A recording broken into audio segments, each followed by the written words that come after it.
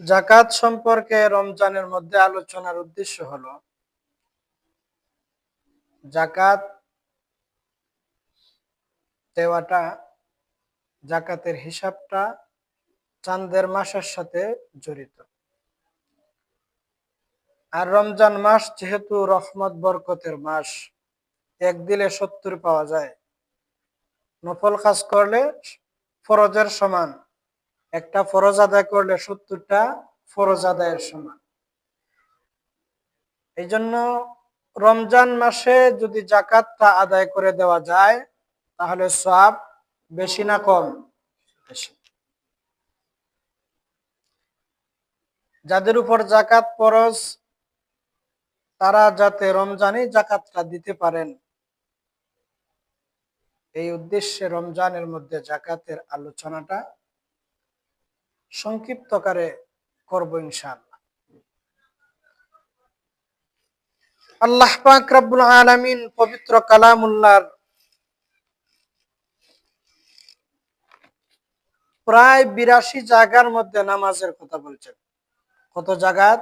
80 থেকে 82 জায়গায়। যাকাতের কথা বলছেন প্রায় 32 জায়গায়। কত জায়গায়? প্রায় 32 জায়গার মধ্যে যাকাতের কথা বলছেন। কোন মানুষ যখন ঈমান গ্রহণ করে, ঈমান গ্রহণ করার পর মুমিন হিসাবে তার উল্লেখযোগ্য যেই পরিচয়গুলো, যেই কাজের মাধ্যমে সে ঈমানদার হিসাবে পরিচয় বহন করে, সেই পরিচয় বহনকারী দুইটা বিষয়ের মধ্যে উল্লেখযোগ্য হলো, একটা হলো নামাজ আর একটা হলো যাকাত।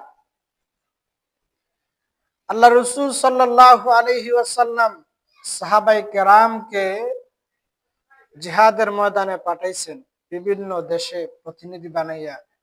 হযরত আবু বকর, হযরত উমর রাদিয়াল্লাহু তাআলা আনহুমার যুগেও মুসলিম মুজাহিদ বাহিনী বিভিন্ন জায়গায় ইসলামের দাওয়াত নিয়ে গেছেন, জিহাদের কাজ পরিচালনা করছেন।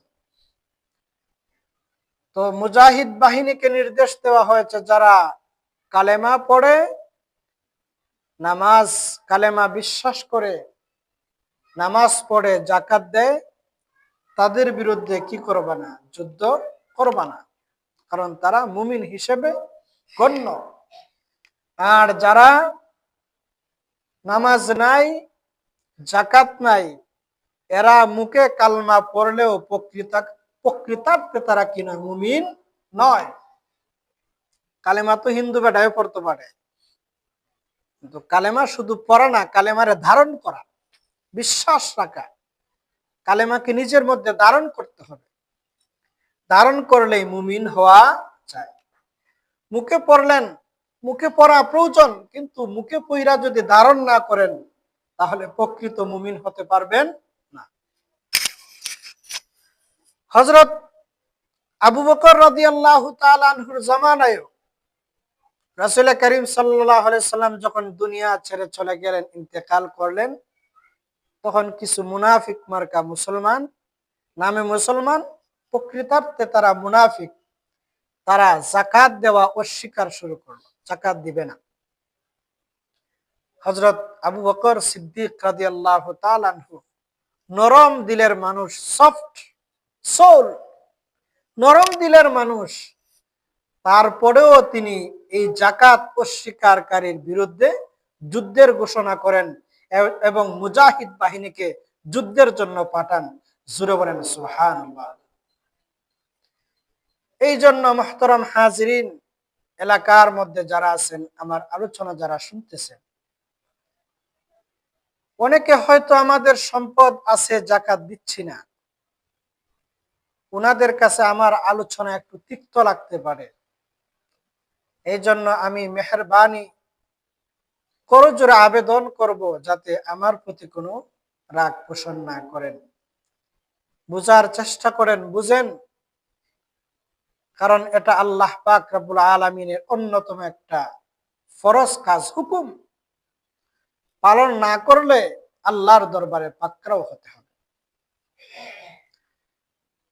মানুষের ইবাদত, এই যে কালেমা পড়ার পরে ইবাদতের যে পর্যায়ে আসে, বুনিয়াল ইসলামু আলা খামসিন শাহাদাতি আল্লাহ ইলাহা ইল্লাল্লাহ ওয়া আন্না মুহাম্মাদুর রাসূলুল্লাহ ওয়া ইকামাস সালাতি ওয়া ইতাইজ যাকাত, নামাজ, তারপরে রোজার, তারপরে যাকাতের কথা বলা হয়েছে। ইবাদত দুই ভাবে, কিছু ইবাদত আছে মানুষের শরীরের সাথে সম্পর্ক, বডি, শরীরের সাথে সম্পর্ক, শারীরিক পরিশ্রম হয়, এগুলো হলো নামাজ। এগুলো কি? নামাজ, রোজা, এগুলো শারীরিক পরিশ্রম, এগুলোর মধ্যে তেমন অর্থ ব্যয় করতে হয় না। আরেকটা ইবাদত হলো ইবাদতে মালি, আগেরটা ছিল ইবাদতে জিসমি, শরীরের মাধ্যমে ইবাদত। আরেকটা পর্যায় হলো ইবাদতে মালি, মালের ইবাদত। এই ইবাদত হলো আপনার যাকাত, সদকা, আল্লাহর রাস্তায় দান করা। আল্লাহর রাস্তায় দান করতে যাকাত দিতে হলে কি লাগে? মাল দেওয়া লাগে। যেমন ঈমানওয়ালার জন্য যেমন ইবাদতে জিসমি, নামাজ, রোজা জরুরি, ঠিক তেমনি ভাবে ঈমানওয়ালার জন্য ইবাদতে মালি, মালের ইবাদতেরও কি প্রয়োজন, যাকাত দিতে হবে। তো বলছিলাম, আল্লাহ পাক রব্বুল আলামিন কুরআনের প্রায় ৩২ জায়গায় বলছেন যাকাত দাও। কি করেন? যাকাত দাও। আকিমুস সালাহ ওয়া আতুজ যাকাত, নামাজের সাথে সাথে কি বলছেন? যাকাতের কথা বলছেন।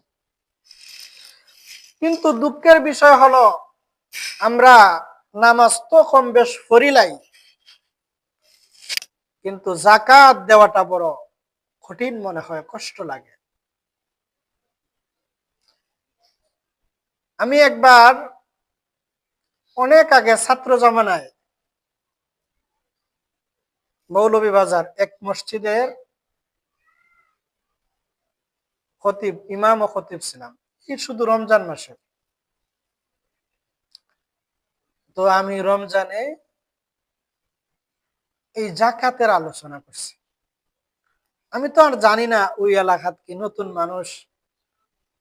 যাকাতের আলোচনা করার পরে মুসল্লিরা কয়, হুজুর এই মসজিদের বয়স প্রায় ৩২ না ৪২ বললো, যাই হোক, এই ৩২ বা ৪২ বৎসরের ভিতরে যাকাতের আলোচনা এই মসজিদে কোন হুজুর করছেন না, আপনি আজকে করলা। আমার যেমন কিউরিওসিটি জাগলো, কেন? হুজুর এই মসজিদের যারা ধারক বাহক, বিশেষ করে যে ব্যক্তি বেশি এই মসজিদের সাথে ইনভলভ, এই বেচারা প্রায় মৌলভীবাজার, নাম করাম না, এলাকার নাম করলে চিনি লইবা, তবে যে জায়গা প্রপার এরিয়া, এবং শহরে উনার ২-৩টা বাসা আছে, প্রায় ৩-৪ তলা বাসা। আর এই যে গ্রাম প্রপার এরিয়া, প্রায় ১৫০ জায়গার মালিক, প্রায় ১৫০ জায়গার মালিক। কিন্তু আল্লাহর বান্দা কোনোদিন যাকাত দেয় না।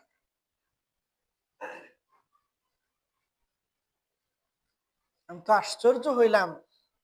আবার লোকটা, আরো বলার কিছু আছে উনার সম্পর্কে, কিন্তু বলবো না। দিনদার আরো আছে, এমনি দিনদার, দেখলে পুরা বুজুর্গ মনে হবে, কিন্তু মালের যাকাত উনি দেন না। কোন চান, যার শহরের মধ্যে ২-৩টা বাসা আছে, গ্রামের বাড়িতে যেগুলো প্রায় ১.৫-২ লক্ষ টাকা ৬০-৭০-৮০ হাজার ওই সময় শতক বিক্ত জায়গা, উনার কি যাকাত ফরজ হয়েছে না? কিন্তু আল্লাহর এই বান্দা যাকাত দেন না। এই যাকাত না দেওয়ার কারণটা কি? আমরা মনে করি যে যাকাত দিলে মনে হয় সম্পদ কমে যাবে, এটা হলো আমরার ধারণা। অথচ যাকাত দিলে সম্পদ বাড়ে। ইয়ামহাকুল্লাহুর রিবা ওয়া ইউরবিস সাদাকাত। আল্লাহ পাক রব্বুল আলামিন বলেন, সুদে সম্পদ কমায়, সম্পদ খাইলায়, আর সদকা করলে, আল্লাহর রাস্তায় দিলে সম্পদরে বাড়ায়।